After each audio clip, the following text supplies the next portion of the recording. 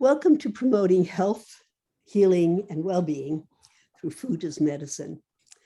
I am Eva Katay, and it's my very great pleasure to host this session. Dr. Terry Hamlin and Jennifer Frank are two extraordinary people who work at an equally extraordinary place, the Center for Discovery. Dr. Hamlin is the president of the center, joined the center 40 years ago. Jennifer Frank is the assistant chief of the Department of Nutrition Arts, which they call DNA, and she joined the team 13 years ago. The Center for Discovery is a New York State designated center of excellence for children and adults with complex conditions, such as autism, and people with complex conditions, such as our PURA children. It's a special pleasure to introduce these people, these speakers, because my own wonderful, PURA perfect daughter, who's now 52, has made the Center for Discovery her home for nearly 20 years. That is how long I have known Dr. Hamlin, known throughout the center simply as Terry. When we first arrived, Terry was the right-hand woman of Patrick Dollard, who was the president until last year. And in that time, we have seen her stature grow inside and outside of the Center for Discovery. The dedication of this team is extraordinary. I have called Terry at all times of day and night, weekday and weekends, when I have faced an emergency with Sasha. She's always there for our children and our families. She's one of the reasons I sleep at night. Though it's hard to fathom how she finds time to write, Dr. Hamlin is also the author of Autism and the Stress Effect. She, with her colleagues, have developed a lifestyle medicine approach for treating people with complex forms of autism and other chronic conditions called Health E6. This approach targets 6 pillars of health and functioning in order to decrease chronic stress and promote health, well-being, and happiness throughout the lifespan. Dr. Hamlin also developed the first of its kind research initiative on the study of psychophysiology, using cutting-edge biosensor technology to study how stress contributes to health outcomes and challenging behaviors. Jennifer Frank, who has a number of letters after her name, MS, RD, CDN, received her Master of Science in Clinical Nutrition from New York University. She heads the Center's Department of Nutrition Arts. DNA is a unique department which features the collaboration of farmers, chefs, nutritionists to optimize the use of whole, nutrient-dense food as a foundational therapy for health and healing. Much of it is grown on site.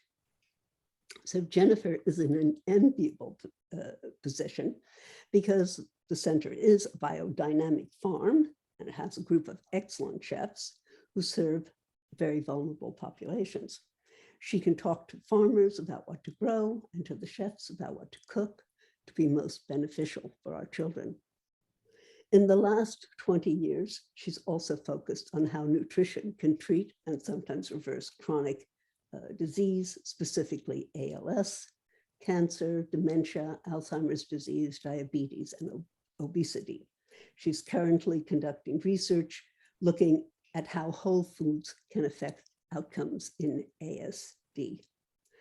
Jennifer has authored the nutrition chapter of the book Autism and the Stress Effect with Dr. Terry Hamlin, and has contributed to the book Feeding the Heart, which highlights the DNA's program Seed to Belly philosophy, along with recipes from partnering Da Vinci master chefs. She has appeared on nutrition-related programming on Fox and PBS. So we're about to begin the session. If you would like to ask a question, please use the question box located at the bottom of your screen. Following the presentation, we'll have time for questions. Please welcome Dr. Terry Hamlin and Jennifer Frank. Thank you so much, Eva, for that generous introduction. The center wouldn't be where it is today without families like you. So just thank you for all of your commitment and support over the years. We so appreciate it.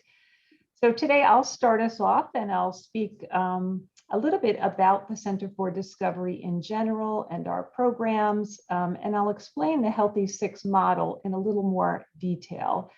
But we're just so excited to be part of this really informative conference and to help in any way that we can. That's what we do. And also to learn more about PURA syndrome, which is what I think everybody is trying to do. Certainly Eva has kept us informed over the years, and to date, we only have one individual with PURA syndrome, at least only one individual that we know of. But that individual, who is over 50 now, and as Eva has said, has lived with us more than 20 years, may be the oldest person living with PURA syndrome. So from a longitudinal perspective and from an experience perspective, we may have information that can help others, especially families with younger children. So today, my colleague, Jen Frank, who is a registered dietitian, and I will talk about our Food is Medicine program, which speaks to how we really prioritize food as the fundamental support to those individuals in our care. And so I'll start with our first slide. Jen, you're going to be in control. There you go, which is an introduction to the Center for Discovery. So we began our grassroots efforts, or the center began the grassroots efforts in 1948, and that was by a group of moms who had kids with cerebral palsy. And 74 years ago, kids with any disability were not allowed to go to the public school, so they were really marginalized. And those moms got together on a back porch and decided to start the center with the idea that any individual who wasn't allowed in public venues would be able to be a part of this group that they were starting. And those were individuals who had disabilities. So they really started with the idea that everybody is welcome and there is nothing that we will not do to help those individuals. And I think we're still very true to that mission. Today, we are the largest provider of comprehensive children's residential services in New York State. And our adult program has grown to be equal in size to the pediatric program. We offer integrated, and this is sort of a one-of-a-kind, unique story for us and for New York State especially, but we offer integrated medical, clinical, educational, and residential services all under one roof. We are a team here, and that's how we develop all the individualized programs for those in our care. We're a designated center of excellence by New York State. We're located about 90 miles northwest of New York City. We have 50 residential homes that are spread over 4 local communities. We have 171 pediatric residents and 180 adult residents. We also have 300 students who are enrolled in our educational program, all with really highly complex conditions. We have over 1,700 staff, and that includes 150 nurses on staff, 120 clinical staff, so OT, PT, speech pathologists, psychologists on staff. We have 60 master level special education teachers and another 250 professional staff. And then some of the highest trained direct support staff really in the country, I would say. And we're a model for New York State, and we train other facilities as well. The pediatric program serves mostly individuals who have autism right now. We have some individuals with medical frailty, but over the years, autism has been the primary diagnosis and the referrals that we receive. The adult program, however, is mostly individuals who have medical multiple disabilities, and many of them with genetic disorders and syndromes. And sort of that was our base program that we started with, working with individuals that required whole team efforts, everybody coming together, especially the medical staff, to inform the rest of the program what was happening with individuals and how we could help. Since this is a session about food, our Food is Medicine program, I'll share also that we have 1,500 acres of land here, of which 300 acres is dedicated to our certified organic biodynamic farm. We produce about 80% of the food that we eat, and we serve about 2,000 meals a day. So this is a major, major operation.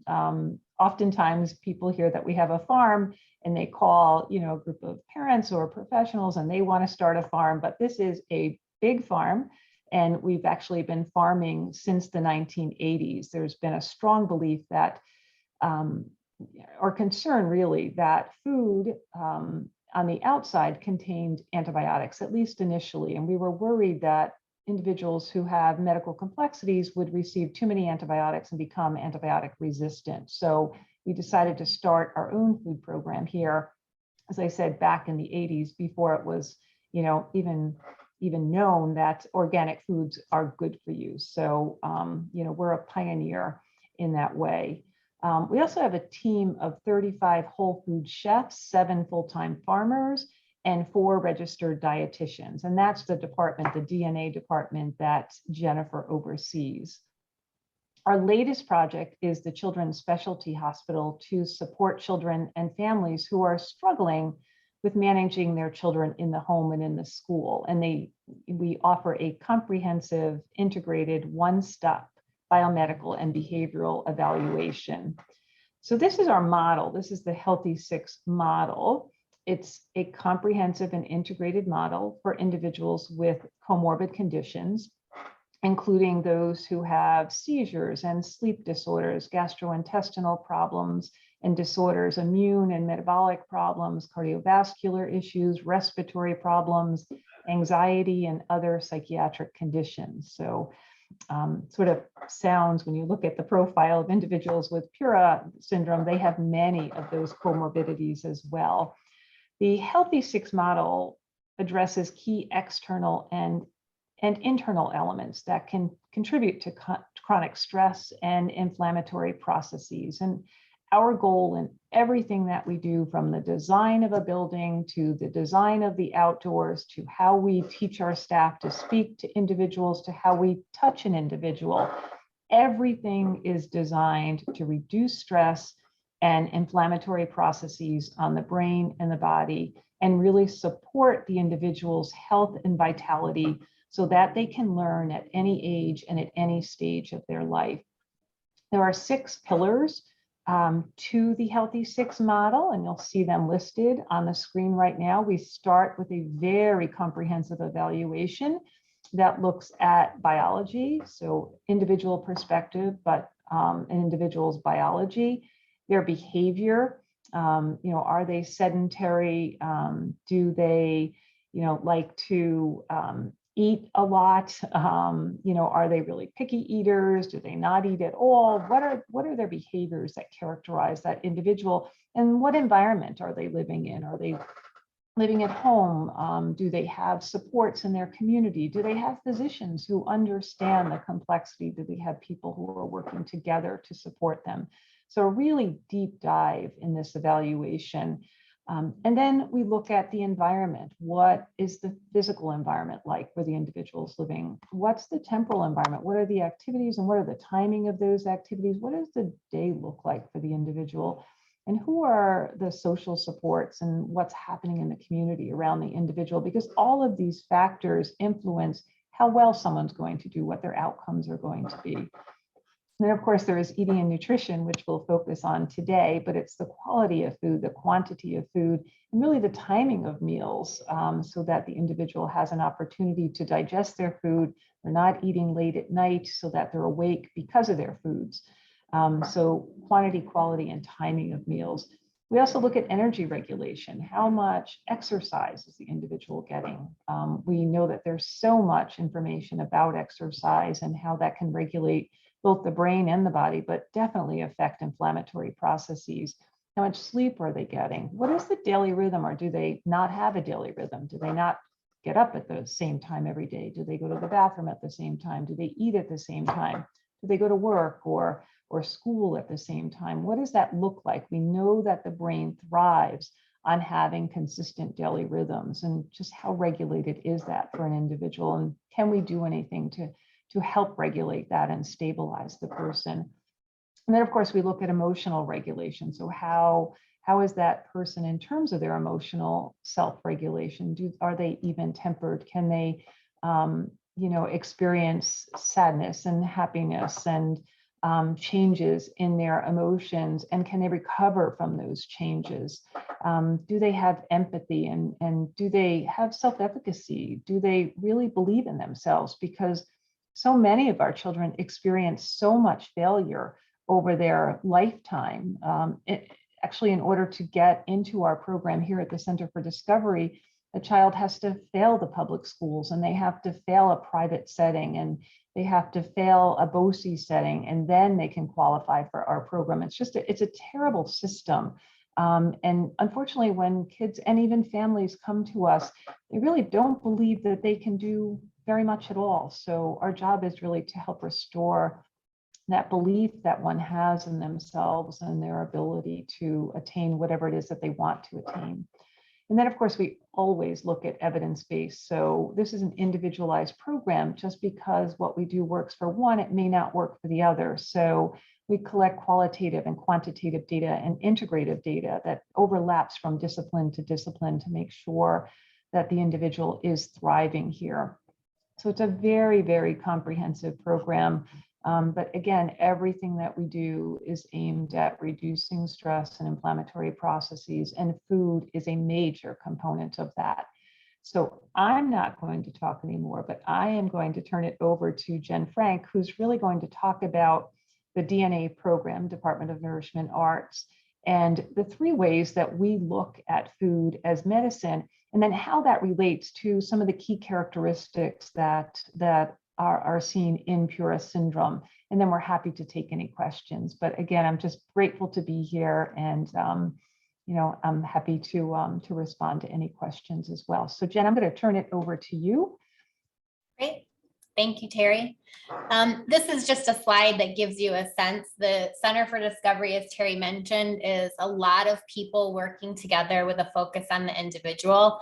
And so, when parents come in and they say, how can you do the things that you do? I always like to point out this slide, because it's not just one of us or 2 of us. We have quite an extensive team to really take on all of the challenges that our residents face. So the reason we're here, though, is to talk about food, right? Food is medicine. So let me first introduce DNA, or the Department of Nourishment Arts, which is the program that I help to oversee. And DNA is really made up of 3 components. It's the farm, the culinary program, and the nutrition program. So we really have a 360-degree view of food here. And that makes us incredibly unique. I also feel like it makes us a little intimidating. So hopefully this talk is, food is medicine gets thrown around quite a lot, but it's never really talked about in a very practical way. Well, how is food medicine, and how do you make food medicine? And so when people know that we have a farm and we have chefs on staff, I think people get intimidated that how could they recreate sort of what we do here? And so hopefully this talk is about what is food as medicine, what does that mean, but more importantly, how do I do it at home? So this is really the talk about the how of food as medicine. So food is, I think most people would agree on a very basic level, it's energy, right? It's calories, it's fuel for the body, it's what the body needs to function. It's also, though, connection. It's connection socially when we get together, when families come together. Food is often a key piece of that connection. It's also connection to the earth, to the world that we live in. It's connection to the plants and the soil. In this talk, we're going to focus a lot on food as information. Food is really information for the body. It sends the body down a particular pathway, and it encourages the body to give a particular response. So when you start to think about food as information for the body, you start to understand how food can especially influence health. And really, food has the power, as hopefully you'll see in this presentation, to support our health and really hold us in what we can use to have optimal function for each of us. Or food can really undermine our health and become one of the challenges that actually we need to overcome in order to regain health again.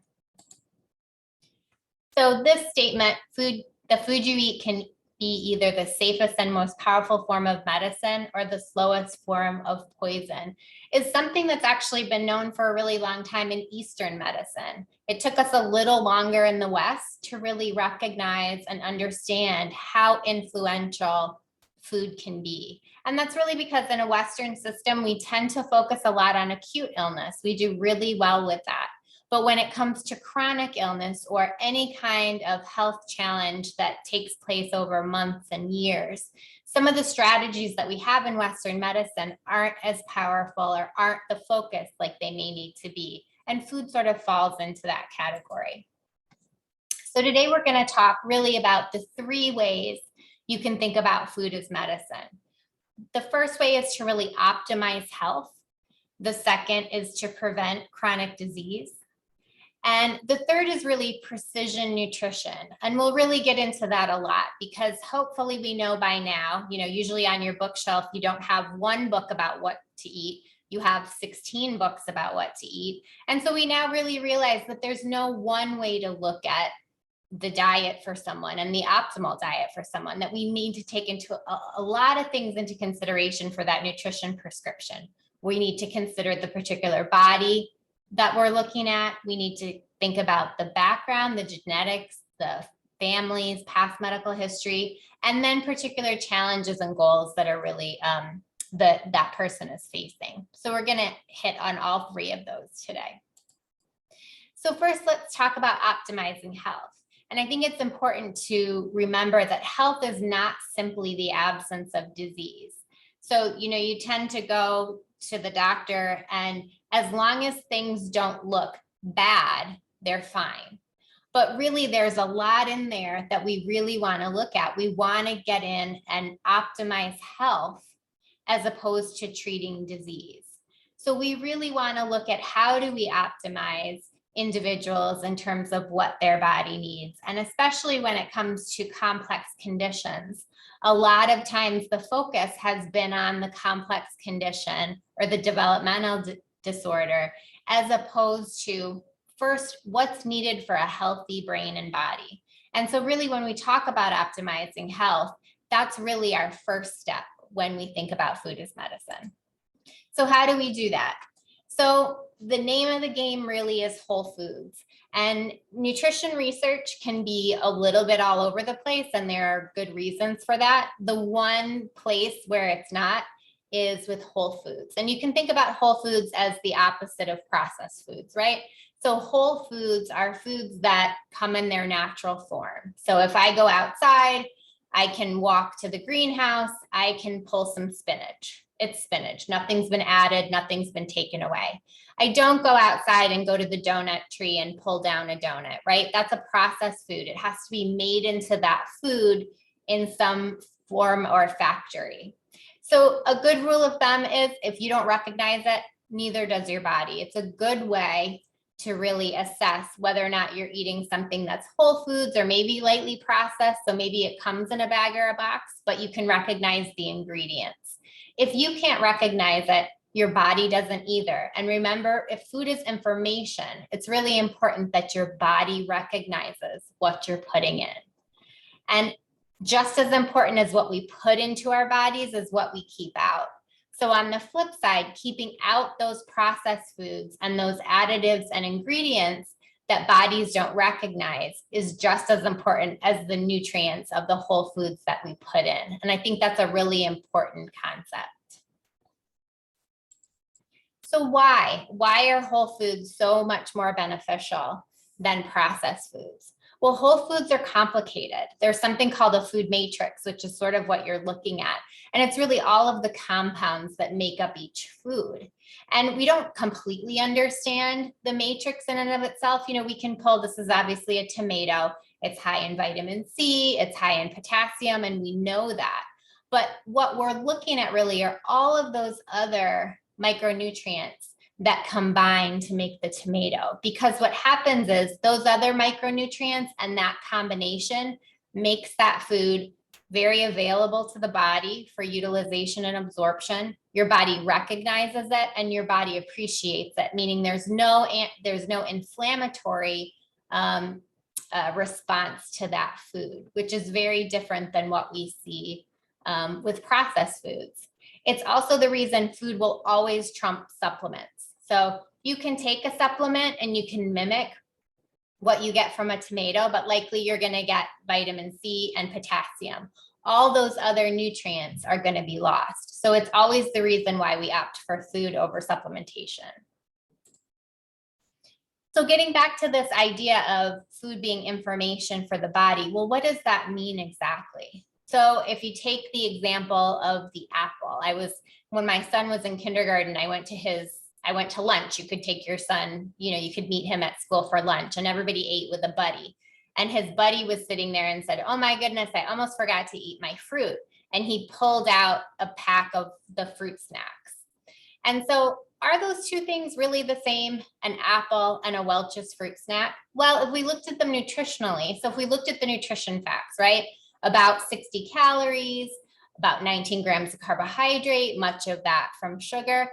They do look similar in that nutrition facts profile.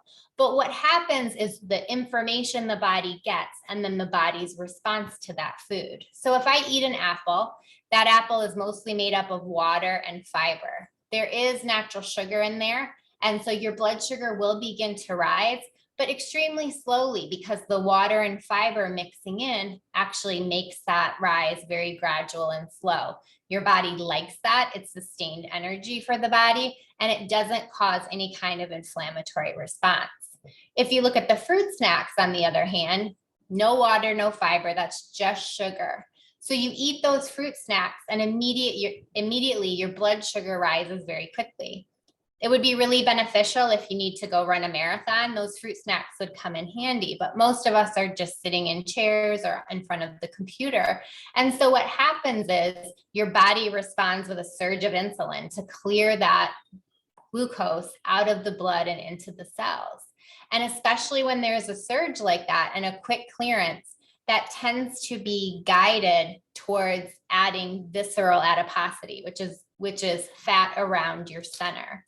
And so if we look at the next slide, this is a slide we're sort of looking into an abdominal cavity. And you can see that the white is visceral adiposity, so that's fat around your middle. And you can see that fat surrounding the organs that are there. And we have a lot of pretty important organs there, right? Most of them are in that abdominal cavity. And so when we have that effect from food, it, in a very simplistic way, it makes those organs work harder. And that's problematic. We need those organs for a good, hopefully 70, 80, 90 years. We don't want them to work hard. And so really we can see that those two foods, although from a macronutrient perspective, seem to be the same, the response in the body, or the information that body got, and the response and the pathway that it was guided to are very different. And so really it's the new malnutrition. It used to be that malnutrition, we thought about people in third world countries who were starving, and that's no longer the largest amount of malnourished individuals that we have. The new malnutrition are individuals who are overweight and who have diets that are macronutrient rich, which means very high in calories, protein, carbohydrate, fat, and very low in micronutrients, which is what you see on the right-hand side with all of the colorful fruits and vegetables. And so that's especially something to note. We call the diet on the left the beige diet, or the SAD diet, the standard American diet. And if you notice the color, there's such a distinct difference in the color. And that really is, the new malnutrition is really this micronutrient deficiency, which is incredibly problematic because it's those micronutrients that really are the precursors in the body to optimal function. And so really it's this focus on looking at how do we get all of those micronutrients into our diet. This is a fun sheet I like from the Institute for Functional Medicine, which helps to eat. I'm sure everybody's heard the phrase eat the rainbow, and we do aim for about 3 to 4 colors per meal on our plates here. And so this is a handout from IFM. And basically what it is, we have some of our guys that help to fill it out, is, how many colors do you eat in the day? It's a really simple way to make sure that your diet is well balanced in terms of micronutrients and also phytonutrients. Phytonutrients are the plant compounds that really add that additional benefit for those plant-based diets. So they're the things that make our body function in an optimal way. So things like antioxidants and any kind of phytochemical that helps to promote our immune system, decrease inflammation, protect our body from damage and disease. So this is a great little handout to kind of track the colors in the day. So it's this plant-focused diet that is really, really integral in terms of optimizing health. It's high in antioxidants, it's high in phytonutrients, and it has those vitamin and mineral precursors. We won't get into the talk about animal proteins. That can be a hot topic, I realize. And so we're not going to get into being vegan or vegetarian versus eating animal proteins. That is individualized, which we'll talk about a little bit later in the talk. I will say that for individuals that have difficulty with nutrient absorption, animal proteins do play a significant role in terms of providing protein that's easy for the body to recognize and to absorb. So I think that's just an important point.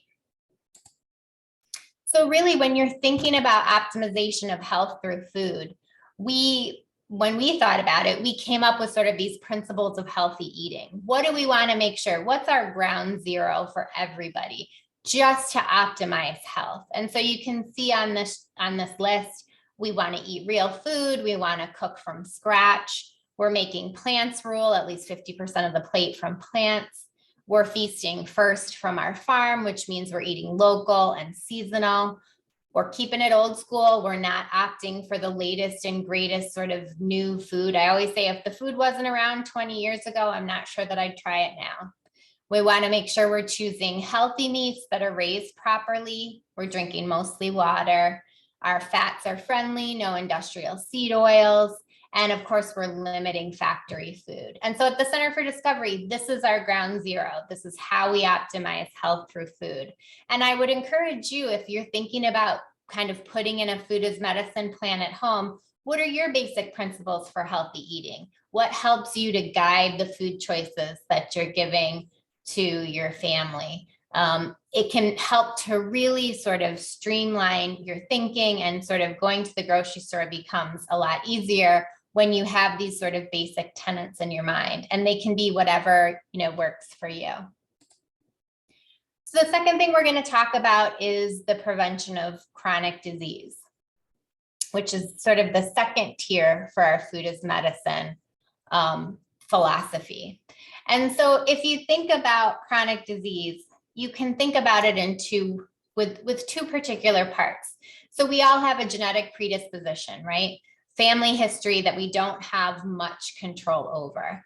You can think, though, of inflammation as really the driver. So if genetic predisposition is the road that you're on, inflammation is the gas in the car that if you have a lot of inflammation on board, you're going to drive that road pretty quick. If you have less inflammation, you're going to get to that road very slowly. I worked at Sloan Kettering with a surgeon who always said, if we can get cancer to be to the point where you can have it at 95 and maybe you die from it at 97, is that tantamount to a cure, essentially? That really it's about controlling this inflammation that is the key to chronic disease prevention. And so when we talk about inflammation and we talk about chronic disease, we want to look at our metabolic health, because our metabolic health is really the targeted system for how inflamed we are. So if we look from the CDC at some of the top 10 reasons for deaths in this country, the majority of them are actually food related. So we have heart disease, cancer, stroke, Alzheimer's, diabetes, nephritis, right? All of those have their foot in a diet related disorder. Even looking at COVID, the greatest risk for individuals were those that came with a system already highly inflamed. So those with hypertension, diabetes, cardiovascular disease, obesity were all at the highest risk. And the research that is coming out now is that about 50% of the individuals who died from COVID had metabolic and vascular disease risk. So those are directly related to inflammation. And one of the key components of chronic inflammation is what we put in our bodies through food. Important to note here at the Center for Discovery, despite the fact that we have a very vulnerable population, we had no deaths or significant events here due to COVID. And so part of that, of course, is an amazing staff that was very vigilant about making sure all of the precautions were followed, but it also speaks to the incredible metabolic health that the individuals here recognize. And this is sort of our chronic disease report card. I think of it as, how are we doing? The program that we have in place, is it really effective? And if you look at these statistics, these are compared with the CDC's disability and health data for New York from 2019. You can see that our rates are, anywhere from half down to a third, down to a quarter of the rates in a comparative population. So that lets us know that our Healthy Six model, with sort of foundations in food and movement and sleep, are all, and stress reduction, are all really, really key components to sort of getting through chronic disease. Another, I'll say, honorable mention is the gut. So this is a quote by Hippocrates: all disease begins in the gut. So really all disease prevention also begins in the gut. And I think it's a really critical point. We are in the process of studies, especially with our autism population, of really looking at the microbiome. And it looks like the microbiome of the individuals that we care for is directly correlated with a reduction in behaviors and more beneficial health outcomes. And so we're very excited about that. But it's really about, the gut is really about the health of the microbiome. In fact, I think the field of nutrition is soon going to be, how do we keep bacteria healthy? It's going to be kind of the way that we look at health in the future. And the reason for that is you're 1 to 10. So essentially you're more bacteria than you are you. So for every cell of you, there are 10 bacteria that are living in your gut.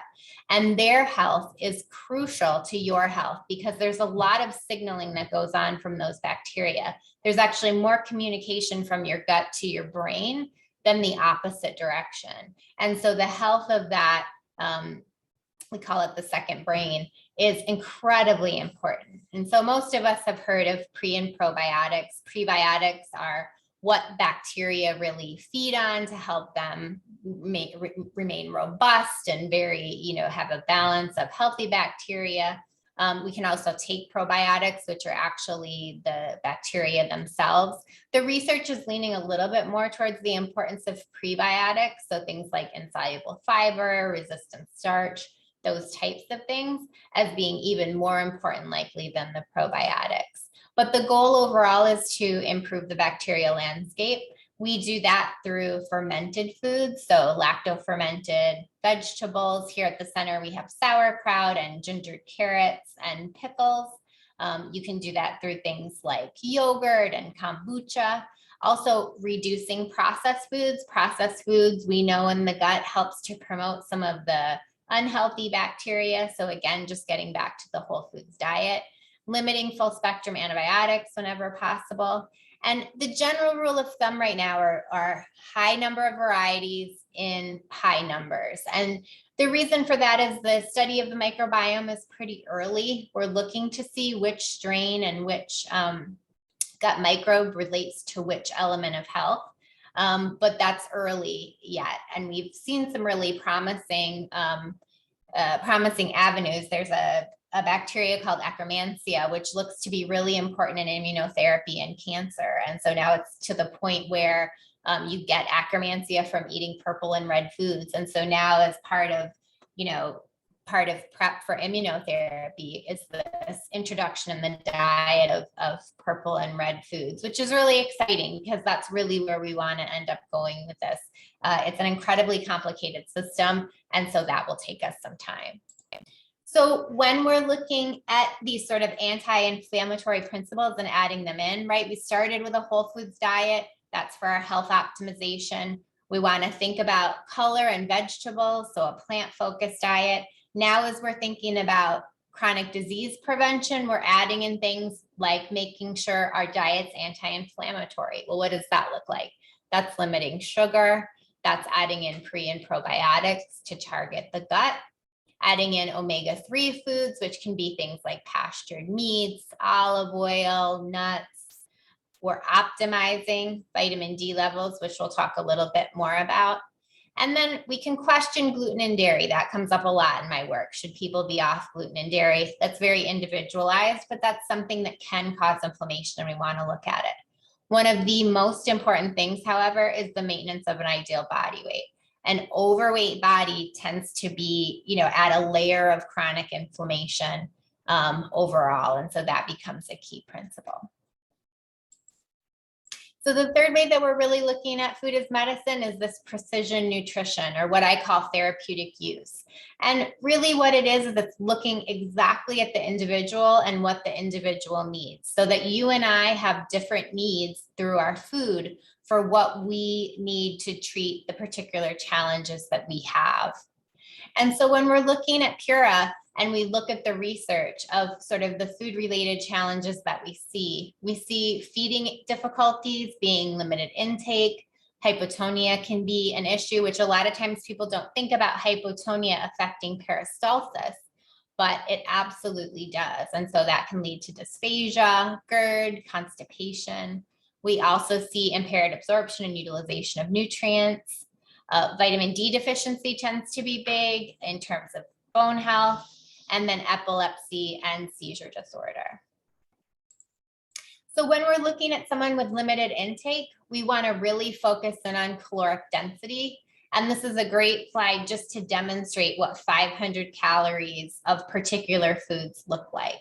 So when we're thinking about optimizing our caloric intake, it's sort of thinking of it as the opposite for weight loss, right? Weight loss, we want foods that are low in calories but high in volume. When you have somebody who can't take in a lot of foods, you want to think about maximizing calories and nutrients in small amounts of food. So for example, we'll add additional oils to cooked vegetables. That helps to bump the calorie and fat level. We'll add into a potato, we'll add heavy cream and butter and really try to amp up the amount of nutrition we can get in. If somebody's having peanut butter, we'll mix it with coconut oil. And that really helps to keep the volume of food similar, but really bump up the caloric density. And then also, of course, the nutrient density. And so these are some images of foods that we use to focus on nutrient density, which you can just think of almost the same as caloric density, but it's just focusing in and getting as much protein, carbohydrate, and fat into each bite as we can. When somebody's eating a small amount, that's really important.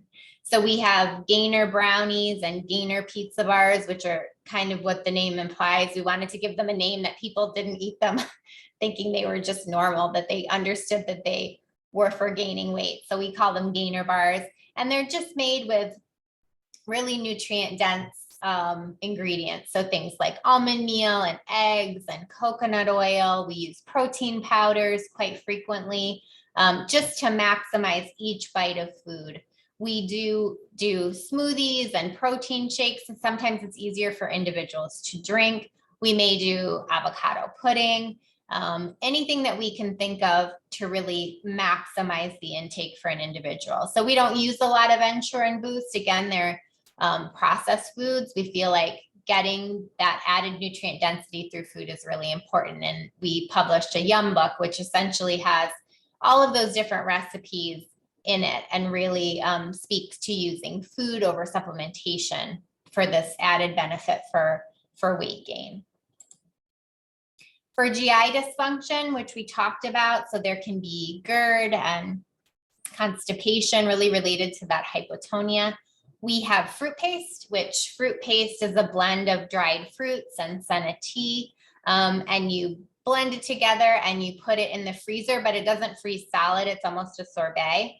So we'll use it now at MedPass instead of, the traditional applesauce or yogurt to help promote regularity. And it can be very beneficial, and we use it, titrating it up to a quarter cup sometimes each day for individuals that need the additional support. Some of the individuals don't care for the fruit paste. We do try to mix it into yogurt or spread it on toast or have it be the jelly for a peanut butter and jelly. But if individuals don't care for it, we do have Fruitins, which is the picture that you see there, which is our fruit paste sort of inside a Fig Newton, so that most people won't say no to that type of kind of pseudo cookie. Again, it's kind of the philosophy of our Yum book that we take foods that are generally easily accepted and we fill them with healthy, very beneficial foods. The jars above that are really some images of the sauerkraut and the pickles and the gingered carrots that we have. We also will give senna tea for individuals maybe who have weight concerns and we need to watch their carbohydrate intake. So we can use senna tea. We also can use flax seeds as well. This is a slide I always think is important to show because one of the first things that I ask when I have a new resident come in or if somebody's really struggling with GI disorder is to talk about how they sleep. I think oftentimes we don't think about the combination of sleep affecting the gastrointestinal tract, but it absolutely does. And so one of the ways to treat GI disorder is also through making sure that sleep is not dysregulated as well. And again, that sort of speaks back to our Healthy Six model and really looking at all avenues for overall health. When we're talking about bone health and looking at vitamin D, you can have inflammation if vitamin D is low. We also saw that in COVID. And again, it's about optimization, not deficiency. So a vitamin D level of 30 is considered not deficient. It's right on the border. But optimization is more up in the 40 to 60 range. So we want to make sure to have that vitamin D level up high enough. And vitamin D can be difficult to obtain through food only. It does come through pastured meats. It's a fat-soluble vitamin. But oftentimes this is one area where supplementation is necessary. And we like to supplement not only with vitamin D, but K2, especially for bone health. It looks as though, vitamin D helps with calcium absorption, but K2 actually directs it towards the bone, which can be very, very helpful. So we supplement with those two together. We also do, of course, through food, a bone broth protocol. So if someone comes in with low vitamin D or osteoporosis, osteopenia, we will prescribe bone broth 3 times a day, about 8 ounces. Other things that we don't have time to really talk about, but I did want to make mention of for seizure disorder, the ketogenic diet can be very effective, especially for someone on a ketogenic tube feeding. Oftentimes the barrier to the ketogenic diet is really compliance to that diet. So a tube feeding, it sort of takes that element out, and there's been some good research on that. And then just tube feeding in general, I just like to mention, it's a part of the toolkit. So I know a lot of families feel like they don't want a tube placed and they feel like it's sort of a last step and that their loved one won't eat again. But what we've seen actually is that a lot of times when you're not getting adequate fluid and hydration, just by giving that fluid and hydration back, the individual is then able, they have the energy and they have the hydration necessary to actually begin to eat again. So we don't ever think of tube feeding as sort of an end point. We think of it as a tool that we use in sort of the nutritional care of the individual. We tend to use Kate Farms as our tube feeding of choice if individuals can tolerate it. It's an organic plant-based tube feeding. And many of the other companies have food-based tube feedings as well that can be utilized. So just wanted to make mention of that. We could have lecture on those two issues totally on their own. So just a quick review, our food is medicine, nutrition prescription for PURA or for anyone. You can take these principles back and think about them for yourself as well, is first following those principles of healthy eating for optimizing health, adding some anti-inflammatory components to be sure that we're making, chronic disease not something that we're trending towards.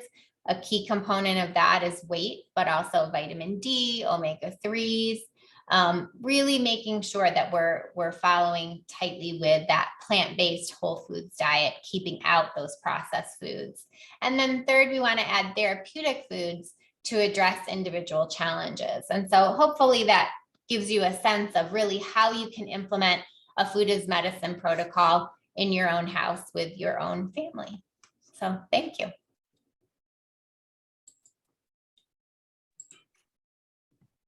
Thank you so much for that very informative and interesting talk. It pertains to PURA, but it pertains to all of us. And we do have a number of questions that have already come up. So I will read these. First one, this sounds like such a wonderful program and center. What should parents and caregivers look for in finding a center, nutritionist, or feeding therapist in their own area? Do you want me to take that? Yeah, Sure. go ahead and I'll add. Sure. Okay. I think from the nutrition side of things, I always will look for nutritionists or feeding therapists that don't think they know it all. So essentially, I always feel like when I come meet a family, they're the expert, really. I come with the nutrition and food knowledge, but they're the expert on their child or the individual that they're caring for. And so for me, it's just trying to hear what they say and try to think in my sort of toolkit and my knowledge base to give them options. And then we usually work together to try to figure out, knowing that person, what actually will work or where do we start. I think it's really important that it's a collaborative effort. And I think that you want someone that's always looking to further their knowledge. And if they come to you saying they know exactly what needs to be done for your loved one in the first 5 minutes, that makes me nervous. But that's what I would look for, a collaborative relationship.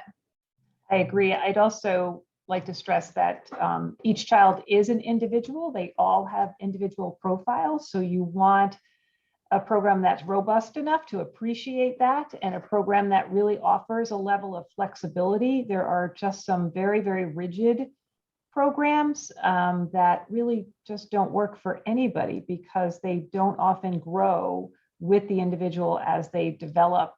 Even the public schools are extremely rigid, which is why so many individuals with really complex conditions don't do well in them. They have a set curriculum, and if you don't sort of fit the model or the box, you don't fit and you don't do well. So programs that look at the individual as an individual, offer the flexibility, and have the resources and the connections to provide a well-rounded program for the individual. I mean, those are the key things that you'd want to look for. Thank you. We have another question. Can you measure one's inflammation or propensity for inflammation? Yes. you can. So you can measure inflammatory markers. They're sort of basic general inflammatory markers like CRP and ESR. But even beyond that, you can sort of look at things like fasting insulin, which is a good indicator of how well the body, a lot of times people look at blood sugar. So they look at fasting glucose or A1Cs, which tells you how the body is handling glucose, which the body will work really hard to handle the glucose well. But if you look at fasting insulin, it gives you a sense of how hard the body's struggling to keep that balance. And that can be a better marker when you're looking at somebody and kind of gauging it.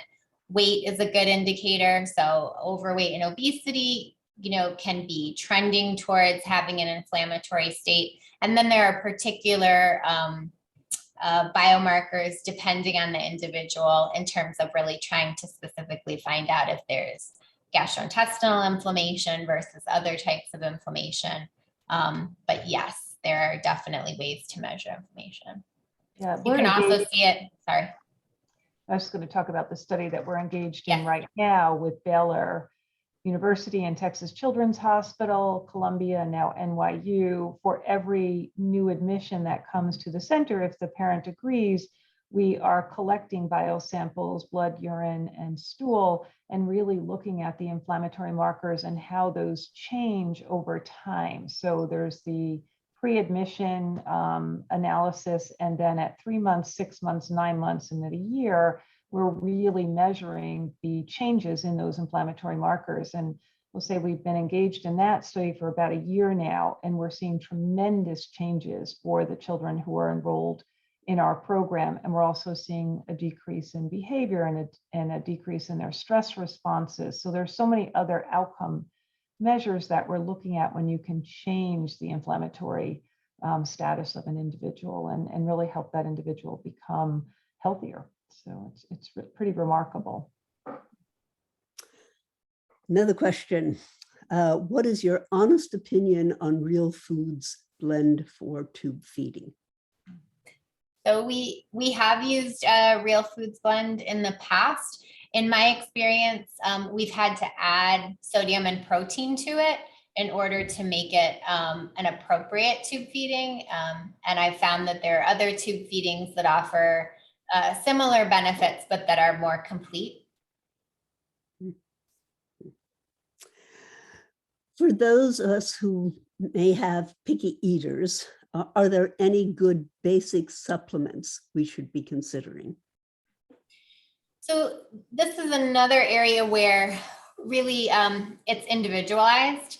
So, you can say a multivitamin is sort of a blanket, which if you have a child who's very restrictive, it might be beneficial to start there. In terms of adding other supplements, it's individualized. So I would have to see what that child is currently eating and how rapidly we could expand them. Again, I'm always going to value food over supplements, but sometimes we do need to start with some extra supplementation as we're transitioning a child to be able to expand their variety. So it's a bit individualized. It's a little hard to say, but I can see in certain circumstances having a higher level of supplementation, at least initially, and then just slowly titrating down as you're increasing variety of food. I'll also say that we have a food, it's called the FED program, Food Exploration and Discovery here at the center, really aimed at working with kids who have highly selective diets, selective eating. And we have 100% success rate getting those individuals to eat our whole foods diet. So if anybody's interested, our clinic offers telemedicine and telehealth therapies that really help families. So it is something that we do offer here. Is there a problem here? Eva, you're frozen. Hello? We can hear you. Your video's frozen. Hello? Oh, you're back. Can you hear us? Oh, is it was me, huh? Yeah. Okay. Have you ever used a ketogenic diet to help prevent the onset of seizures in someone who is prone to developing them? For example, what is your opinion of moving a PURA child that does not yet experience seizures to a keto diet to help protect the brain and prevent the onset of seizures? So I have used a ketogenic diet with seizure disorder and have seen some good results. I have not used it in someone who hasn't developed a seizure disorder yet. One of the things when we're looking at nutrition prescription is what are we measuring? So you want to have a measurement to determine whether or not the diet is effective or not. So that's one of the things that I would think of in a child that isn't yet having seizures. How would you measure effectiveness? It's a pretty restrictive diet to do it as a precautionary measure. That being said, you know, it's definitely something you need an individual team who's familiar with that child to assess. It's not something that you can kind of have a general rule over. Those are my general thoughts, but if that's a particular interest, then that would be something to talk with your team about. I have a question about the ketogenic diet because we did try the ketogenic diet for our daughter when it was quite a while ago. She was quite young then, but and it was very, very difficult because she loves bread, and we had to try to make these biscuits of egg, and it was really kind of a mess, but it didn't help at all. And one of the things I had read somewhere, but it seems to be contradicted by some of the things I've seen on the parent blog, that ketogenic diets are not that useful for seizures that PURA kids have. Do you have any idea of whether there are some conditions that, you know, the ketogenic diet just is not helpful for? Yeah. It's really difficult, especially with the conditions that we deal with at the center, because they tend to be so rare. And so the groups that you can study are very, very small. And so a lot of it tends to be anecdotal information. So information of people trying it and then sharing that it's been successful or it's not been successful. So I think a ketogenic diet, in my experience, even if the literature says it's beneficial, just as you were saying, it's an extremely challenging diet to follow long-term. And so I think the barriers to a ketogenic diet can oftentimes really be to the point where families opt not to, even if the research says they'll be beneficial. The place where I find it extremely interesting, and we were considering running a trial on it here, just a very small trial, a pilot, was in ketogenic tube feeding, because of course in that scenario, you know, you have an individual who's not eating by mouth. So just doing a tube feeding, you take away sort of that biggest barrier. And so we were interested to sort of follow through on that. What's challenging in our population is that oftentimes we have to have semi-elemental and elemental tube feedings, which means that the tube feedings are broken down quite a bit. We have individuals that have absorption issues. And so we weren't really able to get a big enough sample size here to really put something like that through. But there's some really interesting research on the tube feeding side because that barrier is removed. Mm-hmm. Mm-hmm. One more question. Is your Fed book something we can access or purchase? Yeah, they do have a guidebook. I believe it may actually be online on our website at www.thecenterfordiscovery.org. There's information posted there, but you can always contact us. There is a contact number there for the Center for Discovery. And if you want further information, we can send that to you. Also, in Autism and the Stress Effect book, there is a portion of that dedicated to the FED program as well. Very good. I think we've run out of questions. I actually have two questions if I could. Oh, I'm sorry. No, yeah, no problem. You mentioned earlier that you add oils to the food. Are there do you have any certain oils that you recommend or don't recommend as part of that? Yeah. So we want to make sure that we're staying away from industrial seed oils that tend to be pro-inflammatory. So things like corn oil and vegetable oil. So primarily when we're doing added oils, we'll use olive oil, coconut oil, and butter. Those are the three that we tend to use, assuming the person's eating dairy. Ghee is fine as well. Ghee, we've done some avocado oil. Great, thank you. Mhm. And then another question, you talk a lot about how the plan needs to be individualized to the person. Are there any like personal health monitoring, either devices or tests that you rely on? To monitor what? To monitor vitamin levels, metabolic response, that type of thing? Vitamin levels are a little tricky because they have to do with they show short-term effect in the body. So usually the things that we tend to monitor more is food intake. So we'll do food logs and kind of nutritionally analyze the food logs. And I always encourage people to make sure nutrition is something you look at over days and weeks. We don't look at it over meals. So a lot of times parents will get very stressed out. Oh, my child doesn't eat breakfast. Oh, my child eats a really late dinner. You want to look at their nutrition over more weeks and months than in particular meals and particular days, because everybody has off days sometimes. So we look at that, and then we'll do particular blood work related to that individual. So we'll do general panels, we'll do a comprehensive metabolic panel pretty regularly, lipid profiles, B12, B6, fasting insulin, A1Cs, and then that's sort of a basic. And then jumping from there, we'll monitor some other parameters based on the person. Great. And one last question, and then I'll be done. I mean, as you know, lifestyle changes can be difficult to implement, and most of the people on here aren't going to have the wonderful team you have behind them. So do you have any advice for people easing into this or making changes within how their family is eating? Absolutely. You start small. So changes through food are many small steps over a long period of time. So I always encourage people, kids will come to the center oftentimes eating 2 or 3 foods, literally chicken nuggets and goldfish, and that's it. And what we have to remember, and what we try to tell staff too, is listen, if a little boy comes in and they're 12 years old, they've been eating this way for 12 years. We'll transition them, but it might take a year.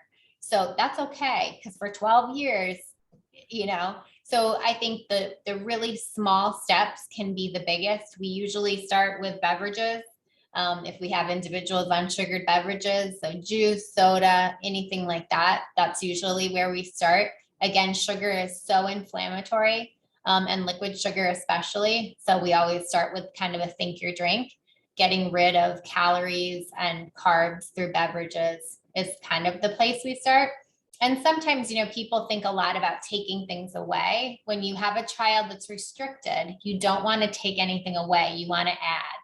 So instead of the chicken nugget and goldfish eating child taking either of those foods away, you want to try to add a food in, and you want to think about what those foods have in common. So for example, they're both pretty light in color. I mean, the goldfish might be a little brightish, but you don't want anything that's like completely different color palette on the plate. You want it to be something that is fairly bland. Those foods are fairly bland. The goldfish may be a little bit, not so much, but that also says, oh, that's a cheese flavor. So then you're thinking about, could I add cheese? The chicken nugget, could I reduce the breading? Could I change brands? Could I give them grilled chicken mixed in with the breaded chicken? You're starting to make just tiny little steps. And then as a family, what you can do is you can say, hey, listen, we're not going to keep these foods at home anymore. So maybe you love ice cream, and that's a really big component of somebody's diet who's overweight, and you keep it in the freezer.